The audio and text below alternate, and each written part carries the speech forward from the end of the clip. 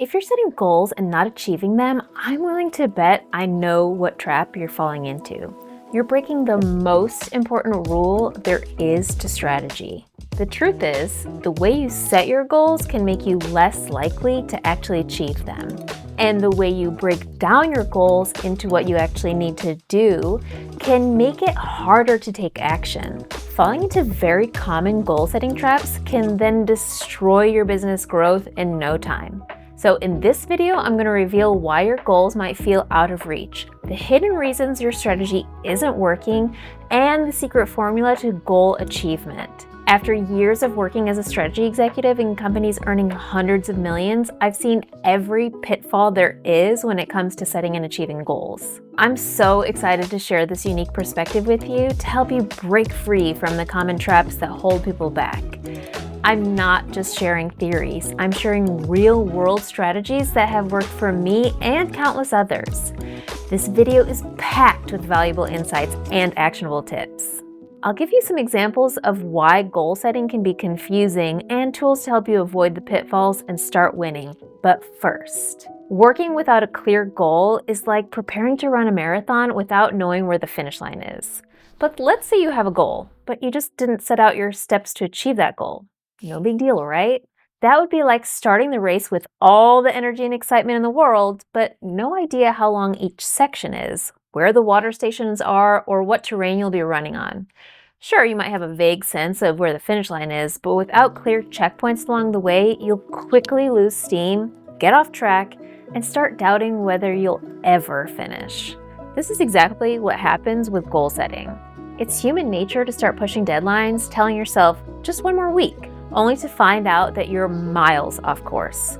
I used to think that setting ambitious goals was enough. I had this vision of where I wanted to be in 5 years, bigger revenue, more clients, expanding my team. I'd kick off every quarter by sitting down with my task list, drawing up the perfect plan, and I'd feel that buzz of excitement. But you know what happened next? In no time, I was off track. I'd get overwhelmed, start doubting everything, and especially myself. I have a real "what have you done for me lately" attitude toward the woman in the mirror. Everything took longer than I thought it would. When I worked for a big company and I managed a team, I was so proud of my execution ability. As an entrepreneur and a new mom, I felt like I was walking through thick mud with weights chained to me. Right away, I realized something wasn't working. I wasn't alone. Many of us fall into this trap. It's not about how hard we're working or how big or smart our goals are, but how we set and break down our goals. I thought that since it was just little old me and a couple other people, I didn't need to go to the same lengths as I did in companies with thousands of people. I didn't want to waste time on overcomplicating my planning. I wanted to get to execution.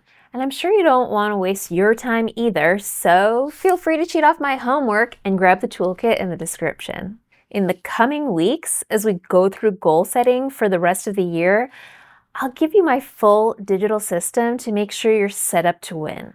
I knew I needed simplicity, but I was oversimplifying and my directions just weren't clear. I was opening myself to distractions and wasting time trying to remake the simple plan over and over and over. I sat down one evening and asked myself, what does my life look like 5 years from now if everything goes right? If everything goes wrong, what stopped me? This is an exercise I used to use when writing the strategies for organizations generating those multi-millions. At this point, we understand that if an idea is too vague, it doesn't work. You need something you can see and almost smell and taste in your mind's eye. Doing this back to the future plan helps the vision to take form. Here's how I broke it down. Start by visualizing your success. Imagine yourself in 3 to 5 years. What are you doing daily? How big's your business? Who are your customers? How does it feel? If a news outlet were covering the story of your success, what would it say? What would the headline be? One big trap that people fall into when setting their future direction is not taking into account what's happening with the industry, like technology, competitors, regulations. For a 3 to 5 year goal, we're looking at trends in our industry and then combining that with our proven capability and capacity to execute. We want to know the shape of something so that we don't move the finish line mid-run. Another critical error I see is people setting goals that don't take into account past performance. If you haven't been achieving as much as you'd like, this doesn't mean your goals can't be lofty, but the path to get there should start from a different point. If you don't have a high level of confidence in the specifics, a lot is changing in your industry, or maybe you're just getting started, so you don't have that history of past performance, you can make the goal a little more general at first, like your destination being a town instead of a street address. So instead of I want to earn 5 million in recurring revenue from digital products by Q4 year 5, you can say, I want to be in charge of an income generating internet business by year 2. Shorten the timeline a little and then broaden the aim for the target. And make sure it's something that's actually doable, meaning you have the time and skills to make that happen. Making your approach more general will change the tactics you use to break down the goals into activities, which I'm going to show you how to do. As you move forward, your aim will be to increase certainty. Here's something that might surprise you.